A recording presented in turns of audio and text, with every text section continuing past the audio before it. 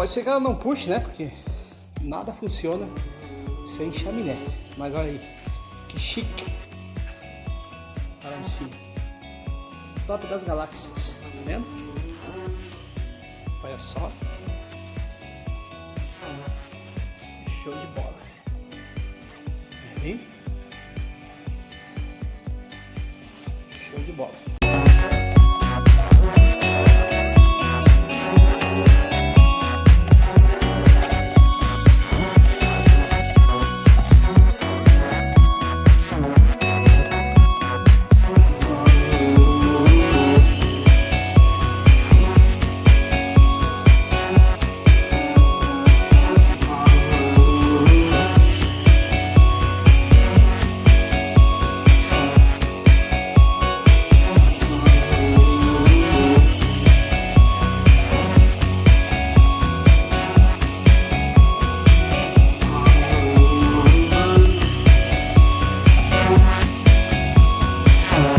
Que é o registro de calor.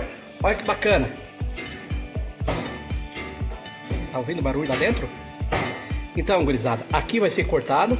Depois de ela rebocada e depois de ela feito todo o revestimento com porcelanato, então ele vai a ponteira aqui de inox ou alumínio, conforme o cliente decidir. Mas fica muito bacana mesmo. Aqui nós temos as entradas de luz, porque na frente dessa lareira, então vai uma TV de 50 polegadas, creio eu, né? Mas vai ficar muito bacana essa obra aí do Marca do Sul. Você que está pensando em construir uma belezura dessa, para você aquecer todo o ambiente como esse, sala e cozinha, não hesite em chamar o Marca do Sul. Lembrando que o João faz tudo, trabalha em todo o Brasil, despesa por minha conta, você só paga o serviço feito. 54981502429, esse é o telefone do Marca do Sul.